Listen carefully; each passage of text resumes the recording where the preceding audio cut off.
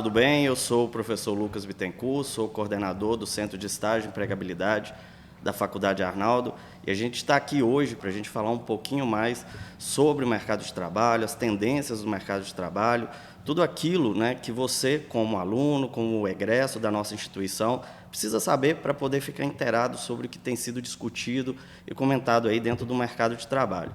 E hoje, nosso primeiro bate-papo, a gente vai estar falando sobre a gestão do tempo no mercado de trabalho. E é claro, eu não vou estar tratando desse assunto sozinho, eu trouxe aqui uma pessoa que sabe falar muito bem sobre esse assunto, o Arley Gandra. O Arley Gandra, ele é graduado em Secretariado Executivo Trilingue, ele também é, né, pós-graduado em Gestão de Pessoas, ele está fazendo pós-graduação em gestão, né, Arley? Gestão... Em terapia cognitivo-comportamental e neurociências e comportamento. E aprendizagem. E aprendizagem, também graduando do curso de psicologia. Então, hoje, né, eu tenho o Arley aqui para que a gente possa bater um papo, falar um pouquinho mais sobre essa gestão do tempo no mercado de trabalho, um tema extremamente importante que você vai, né, com certeza, aprender muito com a gente aqui e vai levar para toda a sua vida, para toda a sua carreira profissional. E como eu já adiantei o nosso tema, né, a gente está falando aqui sobre a gestão do tempo no mercado de trabalho. Arley, a primeira pergunta que eu te faço, como que fazer essa gestão do tempo pode ser um diferencial para alguém dentro do mercado de trabalho? Quando a gente está falando sobre gestão do tempo hoje, especialmente no contexto atual, a gente precisa destacar aí alguns pontos. Digamos que dar alguns passos para trás, que é justamente explicar o quê? Geralmente os alunos, o pessoal que está entrando no mercado de trabalho, dá muita atenção para o conhecimento, é crucial, especialmente numa faculdade, por exemplo, que é o espaço do saber. Mas é legal a gente entender que, nesse momento, você está desenvolvendo o que a gente chama, um termo muito utilizado no mercado de trabalho, que é hard skills, ou seja, o conhecimento para você aplicar diante da função, daquilo que você está se propondo. Mas a gente precisa também dar uma atenção para o que a gente chama de soft skills, que nada mais são que habilidades que você precisa desenvolver a fim de que você consiga somar com esse conhecimento e assim fluir melhor, ir para a atitude e, consequentemente, estabelecer uma melhor performance diante daquilo que você se propõe. É importante também a gente destacar que falar de gestão do tempo não reflete apenas no trabalho, reflete na vida pessoal, porque é um pouco desafiador você dissociar, por exemplo, o Lucas do trabalho, o Lucas da vida pessoal. É o Lucas. Então, você precisa entender o quê? Como esse tempo seu flui, para onde a sua energia ela está sendo direcionada e, consequentemente, gerir isso melhor. É importante também a gente destacar que gestão do tempo não é sobre controlar o tempo, é você dar atenção para aquilo que está nas suas mãos. Né? Então, esse controle, muitas vezes, é sobre o que está nas suas mãos, não aquilo que transborda. E a gente pode estender, inclusive, esse é um ponto especial que a gente pode avançar um pouco à frente. Mas também é importante a gente colocar aqui que gerir o tempo, principalmente diante do tema que você está trazendo, quando a gente fala de um diferencial competitivo, hoje, no contexto das empresas, é um diferencial para você ser visto, para você ser promovido.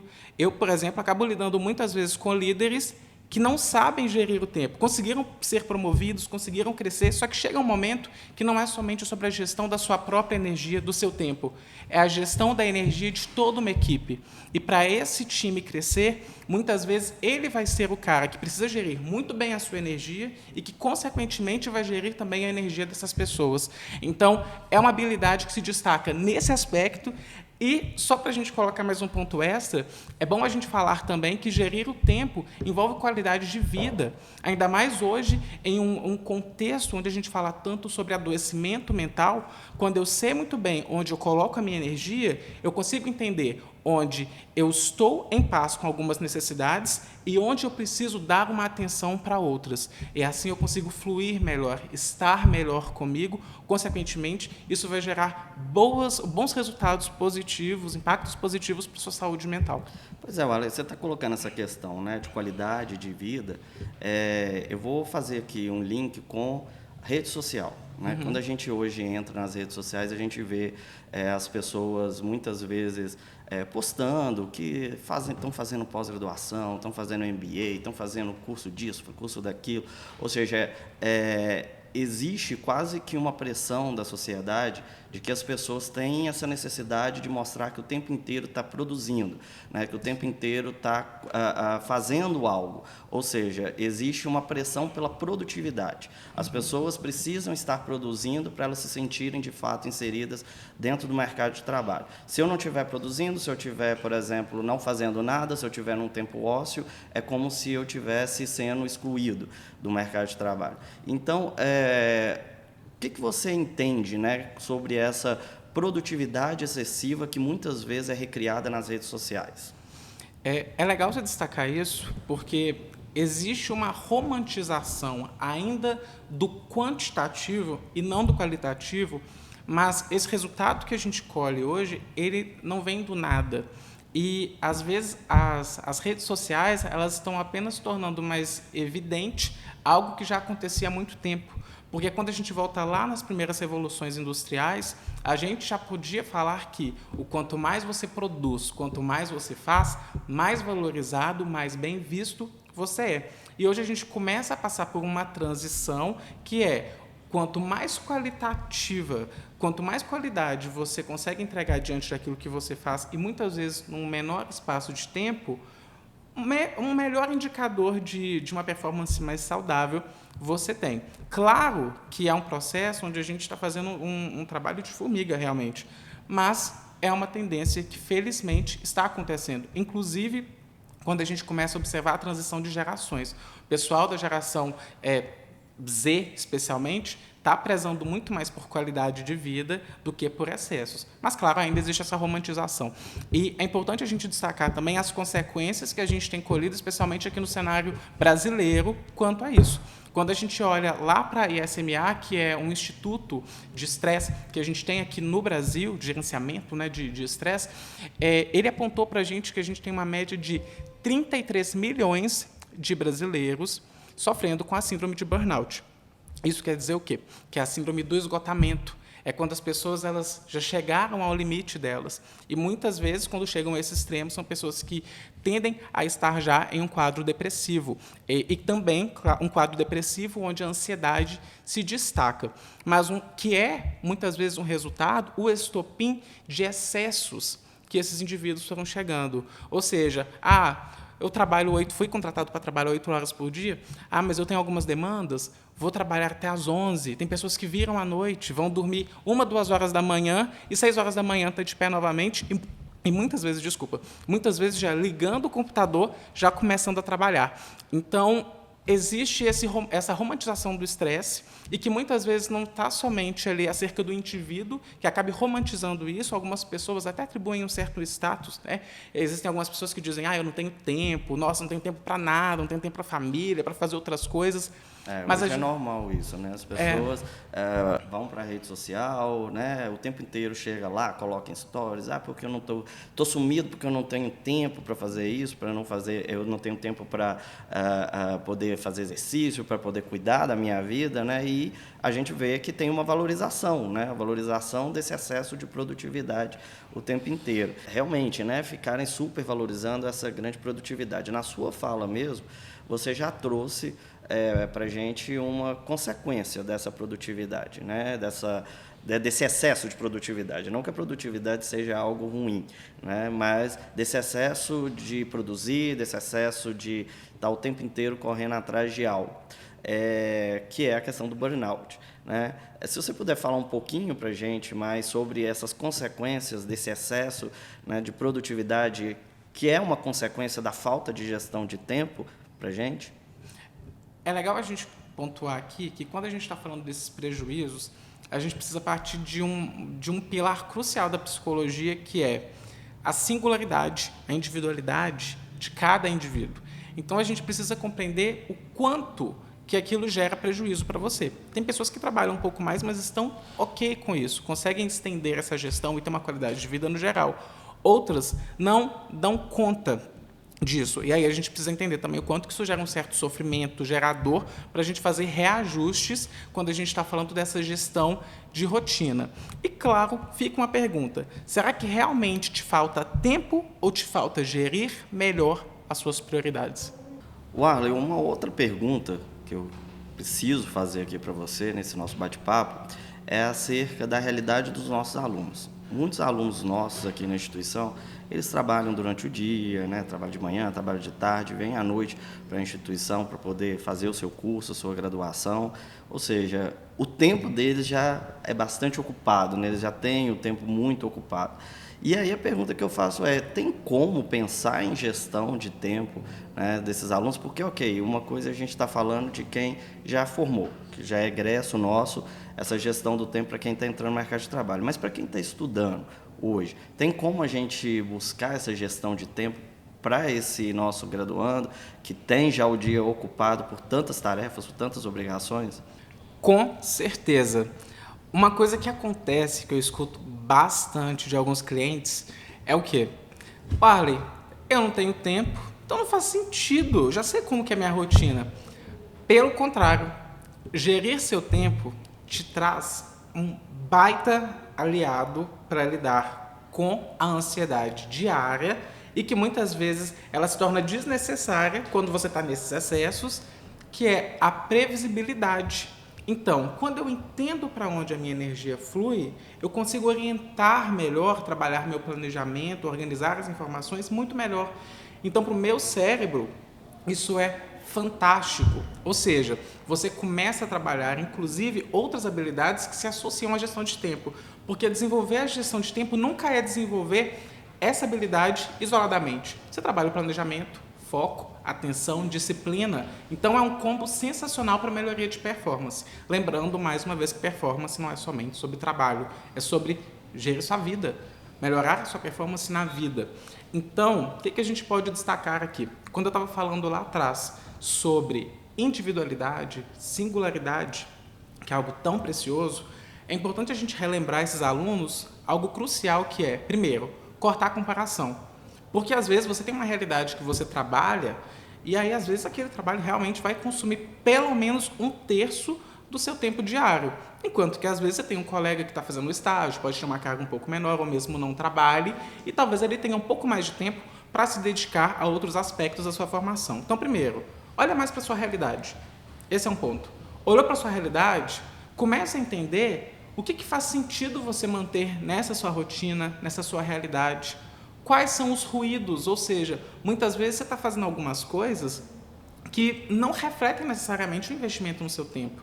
Às vezes você passa muito tempo no celular, em redes sociais, e o quão bem está te fazendo isso? Porque tem pessoas que às vezes estão ali acessando uma rede e simplesmente distraem, estão rindo um pouco. Agora, às vezes você está acessando uma rede, você está se comparando, você está muitas vezes se sentindo mal com si mesmo, reforçando algumas inseguranças. Então, opa, o que a gente pode fazer com essa energia? Será que às vezes o tempo que você está dentro do ônibus, voltando da casa para o trabalho, não pode ser o tempo de você talvez assistir uma série que te desestresse e ao mesmo tempo você está ali praticando o seu inglês? Às vezes você está lendo, fazendo alguma outra coisa que possa ser mais produtiva, mas vamos ir além do conceito de produtivo, mais saudável para você naquele contexto? Ou às vezes parar ali, mas simplesmente observar o ambiente, entender o que está acontecendo, respirar, pode ser também algo que gere resultado para você. Então, o mais importante é o que funciona melhor para mim? Porque a gente precisa, só preciso ressaltar aqui um ponto muito importante que é, as pessoas acreditam muito em fórmulas compradas que a gente vê na internet. Tem um livro, por exemplo, que tem algumas ideias muito legais, que é O Milagre da Manhã. É algo que funcionou para aquele autor, também tem alguns pontos ali que conversam bastante com a neurociência, mas existem outras coisas ali que você não pode começar a se comparar e comprar só porque alguém disse que é maravilhoso. Por exemplo, não adianta eu me cobrar acordar 5 horas da manhã, existe até o famoso Clube das 5 que as pessoas replicam muito aí na internet e acreditam que só porque acordam às 5 são pessoas mais produtivas, e isso não é uma realidade, mas a gente precisa entender que, às vezes, a pessoa acorda às 5, só que ela está dormindo às 3. Então, qual que é o sentido? Porque você está ignorando uma das coisas mais importantes para você fluir no seu dia, para você ter mais energia, que te auxilia na sua regulação emocional, por exemplo, que é o sono. O sono é uma das coisas mais poderosas que a gente tem para a gente estar em paz com a nossa saúde mental e com a nossa fluidez diária. E, às vezes, a gente não está entendendo que existem uma série de implicações de adoecimentos que estão acontecendo por resultado de quê? De privação de sono. Porque tem gente que acha que dormir é perda de tempo. Eu estou entendendo o que você está colocando, né, só para a gente deixar um pouco mais claro. Porque, às vezes, quem está nos acompanhando pode pensar assim, mas não tem como eu vou largar meu trabalho, do trabalho de manhã, trabalho de tarde, venho estudar à noite, para poder fazer essa gestão de tempo. Você está falando não necessariamente que a pessoa precise largar aquilo que tem para ter um tempo ósseo, para poder se dedicar, às vezes, ao estudo, mas dentro daquilo que ela tem ocupado, né, me corrija se eu estiver errado, ela tentar eliminar aquilo que são os ruídos, né, como você diz. Então, às vezes, dentro ali dessa rotina corrida dela, existem alguns pontos que, juntando com aquilo que ela já tem, vamos dizer, formalmente, como trabalho, como profissão, ocuparia muito mais o tempo dela, sendo que ela poderia eliminar. E você está falando, às vezes, o tempo no transporte, né, assistindo uma série, já aprendendo um pouco inglês, aprendendo um outro idioma, ou seja, tentando encaixar, né, é isso que você está colocando para a gente, né, tentando encaixar dentro da sua própria rotina algumas possibilidades de um melhor aproveitamento do tempo. É isso que você está colocando aqui para a gente. Sim, inclusive essa estratégia a gente chama de estratégia de contexto, que eu entendo, por exemplo, ok, eu estou como eu havia exemplificado, eu estou aí nesse processo de, ok, estou no meu trajeto para casa, o que dá para eu fazer aqui? Como eu disse, às vezes você vai optar por um tempo ocioso, ótimo. Às vezes você está num processo que você precisa talvez estudar, como a gente estava falando aqui da fluência no inglês ou de outro idioma. Então, ok, o que dá para eu fazer? Desde que seja saudável para mim, que não me gere prejuízo. E aí a gente precisa destacar também uma outra estratégia que eu gosto muito, que é o que a gente chama de redução de danos, que inclusive é um termo muito usado dentro da psicanálise. Por quê? Porque às vezes eu não vou conseguir mudar a minha rotina da água para o vinho. Inclusive é legal que as mudanças sejam construídas, né? A gente não constrói uma casa do dia para a noite. Então, nós, seres humanos, que estamos aí com uma série de padrões enraizados, a gente também não quebra um padrão de uma hora para outra. Tudo é uma construção. Então, a gente tem que ter paciência com a gente. E a estratégia de redução de danos é legal por quê?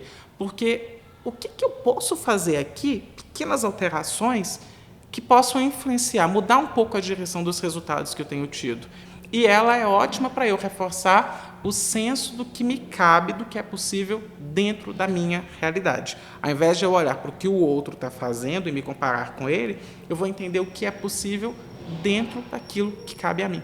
Eu acho que tem um ponto que nem é o nosso foco nesse nosso bate-papo, mas que se encaixa, né, dentro do que a gente está falando, que também tem aquela situação daquele profissional, aí também já está voltado principalmente para uma pessoa já formada, né, às vezes os egressos aqui da nossa instituição, que saem da instituição e começam a fazer pós-MBA, começam a fazer um monte de curso. E eu já me deparei com algumas situações, né, de pessoas que são egressos da nossa instituição e que chegaram para mim e falaram assim, Lucas, eu estou fazendo ao mesmo tempo um outro curso, mas estou fazendo também uma pós-graduação.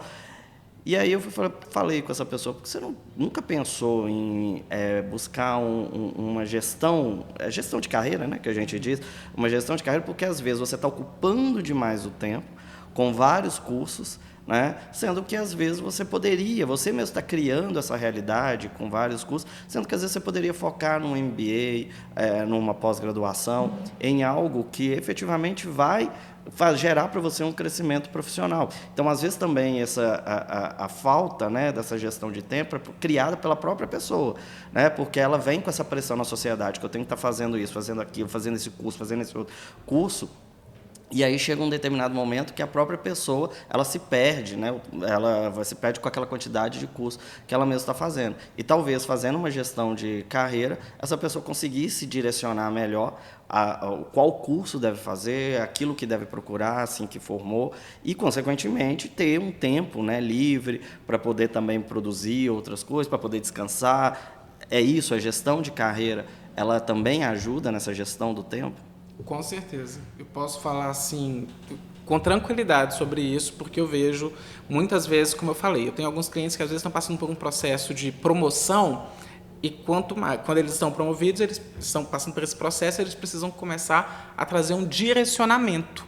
Ou seja, trazer esse processo de gestão, tanto de carreira quanto de tempo, com mais eficiência e eficácia. E aí, a pergunta que fica para essa pessoa que está fazendo uma série de coisas é: para quê? Porque hoje, por exemplo, um tipo de conhecimento que o mercado muito valoriza, a gente tem vários formatos, mas vou trazer aqui um que é bem enfático no momento, que é o conhecimento em T. Por exemplo, eu posso talvez ter uma noção, sim, de um pouco de tudo, mas eu tenho o meu norte, né? Então, eu tenho essa base, que eu sei um pouquinho de cada coisa. Por exemplo, os alunos se formam em Direito. Eles têm a formação ali, digamos que, generalista, quando concluem a graduação. Só que a gente tende a uma especialização. Né? E às vezes a gente conhecer um pouquinho das outras coisas, ok, somam sim no seu diferencial e na sua condução de carreira, mas ter esse norte é importante. E quando a gente tem esse norte, a gente consegue orientar melhor a nossa energia. E inclusive porque gerir o tempo é também falar sobre elaboração, construção de hábitos. E para que eu consiga sustentar um hábito, claro que tem dias que a gente vai lidar com coisas que são desconfortáveis, que a gente não gosta tanto. Mas a gente entender o para quê, o propósito por trás de cada hábito, me ajuda a manter algo que é crucial para que a constância seja estabelecida, que é o engajamento. Faz sentido? Sim, faz sentido. E só para que a gente possa caminhar, então, finalizar esse bate-papo, eu tenho certeza que a gente poderia prolongar aqui, falar bastante. É um tema muito interessante, né? E você está colocando com muita propriedade todas essas questões aqui para a gente. Mas um aluno que nos acompanha, um egresso que nos acompanha aqui nessa nossa conversa, eu imagino que o aconselhamento de um profissional, de um psicólogo, alguém para ajudar nessa questão de gestão de carreira e gestão de tempo, seja importante. Mas aquela pessoa também que hoje, às vezes, não tem essa condição ou não tem essa disponibilidade de tempo para poder fazer esse acompanhamento. Existe alguma dica própria para que essa própria pessoa possa buscar essa gestão de tempo, dica de leitura, algo que essa pessoa possa, né, tentar se basear para buscar essa gestão melhor do tempo? Eu vou pontuar aqui algumas estratégias que eu gosto bastante. Primeira, papel, ou às vezes até uma planilha. Descreva ali para onde que esse tempo está indo, desde a hora que você acorda até a hora que você dorme. Pode incluir, inclusive, de domingo a sábado, porque o povo acha que rotina é só de segunda a sexta, só nos dias que você está trabalhando. Não. Às vezes você vai precisar entender um pouquinho melhor o que é que você faz nos outros dias, porque talvez você esteja em um contexto da sua vida que talvez as demandas que você tenha possam exigir um pouco mais de você. Ok, então vamos compreender o seu contexto. Entendeu para onde que esse tempo está indo? Vamos agora entender quais são os pontos de mudança, quais são os pontos possíveis. Ok, esse é um bloco de tempo que ele é negociável, talvez seja o seu período de trabalho, por exemplo.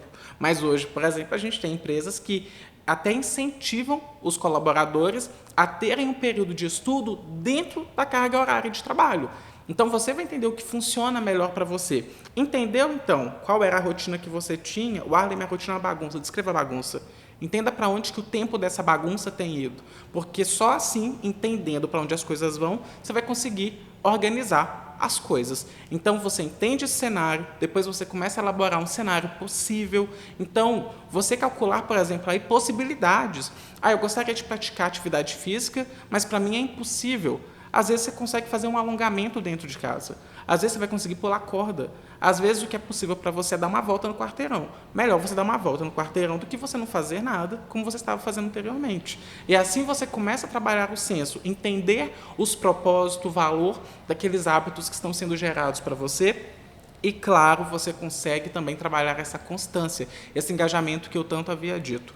E, para concluir, tenha ferramentas para você também gerir o tempo durante a semana. Ok, entendi a minha rotina, entendi a base de funcionamento das coisas. Agora, o que eu faço com esse tempo? Às vezes eu sei que aqui de 8 a meio-dia já é um período de trabalho, mas o que eu vou fazer? Quais são as atividades? Estabeleça aí quais são as atividades que você vai dar conta de fazer ao longo desse dia, por ordem de prioridade, porque assim você está orientando a sua atenção, você está trazendo a previsibilidade que eu havia mencionado.